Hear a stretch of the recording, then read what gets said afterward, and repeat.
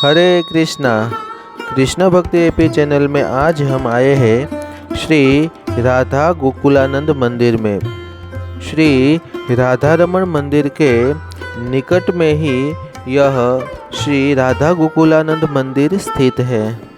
इस मंदिर में श्रीपाद विश्वनाथ चक्रवर्ती महाशय द्वारा सेवित श्री राधा गोकुलानंद जी एवं श्रीपाद लोकनाथ गोस्वामी द्वारा प्रतिष्ठित श्री राधा विनोद जी विराजमान है। श्रील विश्वनाथ चक्रवर्ती के प्रेम से प्रसन्न होकर श्री राधा गोकुलानंद जी प्रकट हुए। उन्होंने वृंदावन आकर शास्त्रों के माध्यम से वैष्णवों को अनेक हितोपदेश दिए। गोस्वामी गणों के बहुत से संस्कृत ग्रंथों के टीका एवं बांग्ला भाषा में अनुवाद करके जीव कल्याण का साधन किया। वे वृंदावन में आगमन कर हे गोकुलानंद दया करो, कृपा करो, दर्शन दो, ऐसा कहकर रोते थे। राधा कुंड में एक बार स्नान करते समय उनके हाथ में कुछ वस्तु आकर लगी तो उन्होंने उसे उठाया तो उन्होंने देखा कि यह तो एक सुंदर विग्रह है। इस विग्रह को उन्होंने श्री गोकुलानंद जी नाम दिया और वृंदावन लाकर अभिषेकांत सेवा पूजा करने लगे।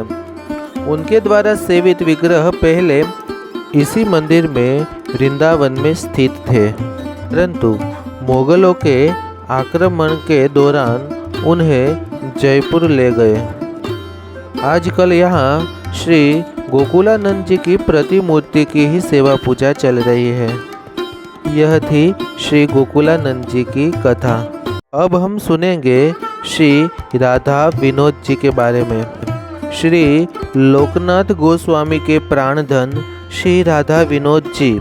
श्री लोकनाथ गोस्वामी का जन्म बांग्लादेश अंतर्गत जसोहर जिले के ताड़खेड़ा ग्राम में हुआ था। उनके पिता श्रीपाद नाभ चक्रवर्ती एवं माता श्रीमती सीता देवी थी। बचपन से ही श्री चैतन्य महाप्रभु के प्रति इनका मन आकर्षित था। महाप्रभु की आज्ञा अनुसार वे वृंदावन आकर भजन करने लगे थे। वे ब्रजमंडल में लीला स्थलों के दर्शन करते हुए सदा आनंद विभोर रहते थे। जब वे उमराया ब्रज में तहसील छाता गांव में भजन कर रहे थे तब उनके भजन से प्रसन्न हो श्री राधा विनोद जी किशोरी कुंड से प्रकट हुए।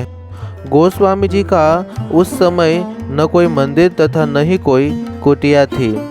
वे वृक्षों के नीचे ही जीवन काट रहे थे। उन्होंने सोच सोचकर एक कपड़े का ठेला बनाया और उसमें श्री राधा विनोद जी को डालकर गले में लटकाए घुमा करते थे। श्री राधा विनोद जी भी उस अद्भुत झूलन को पाकर आनंद से सदा झूलते रहते थे। कुछ दिन बाद उन्होंने राधा कुंड घूमते हुए वृंदावनस्थ एक वृक्ष के नीचे शिव विग्रह को रखकर सेवा पूजा करने लगे। गोस्वामी जी के भजन के प्रभाव से आज इस स्थान पर एक विशाल मंदिर दर्शनीय है। गोस्वामी पाद द्वारा सेवित विग्रह काला पहाड़ के उत्पात की आशंका से जयपुर चले गए। श्री राधा गोकुलानंद मंदिर की बाईं ओर सभी आचार्यों की समाधि स्थली है। हम दर्शन करते हैं श्रीपाद नरोत्तम दास ठाकुर जी की समाधि, श्रीपाद लोकनाथ गोस्वामी जी की समाधि, श्रीपाद विश्वनाथ चक्रवर्ती ठाकुर जी की समाधि एवं अन्य समाधियाँ स्थित है। अगर हम श्रीधाम वृंदावन में आते हैं तो हमें अवश्य ही इन आचार्यों के समाधि मंदिर के दर्शन करने चाहिए।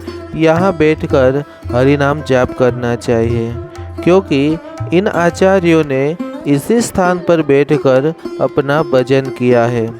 उनके प्रभाव से आज भी इस स्थान में उनके द्वारा किए गए भजन की आध्यात्मिक ऊर्जा स्थित है। ऐसे आचार्यों के मार्गदर्शन एवं उनके दिखाए गए मार्ग पर चलकर हम भगवत प्राप्ति कर सकते हैं, तो हमें इन मंदिरों में आकर अवश्य ही उनके दर्शन करने चाहिए और हो सके उतना हरि नाम जाप करना चाहिए, ताकि हम पर भी भगवान की कृपा दृष्टि बनी रहे और हम सब भगवत प्रेम प्राप्त कर सकें। तो आज हमने श्री धाम वृंदावन में श्री गोकुलानंद मंदिर के दर्शन किए और आचार्यों के समाधि मंदिर के भी दर्शन किए। तो ऐसे ही आध्यात्मिक वीडियो देखने और सुनने के लिए आप मेरी चैनल कृष्ण भक्ति एपी को लाइक कीजिए, शेयर कीजिए और सब्सक्राइब कीजिए कि ऐसे ही आध्यात्मिक वीडियो आप तक पहुंचते रहे। हरे कृष्णा।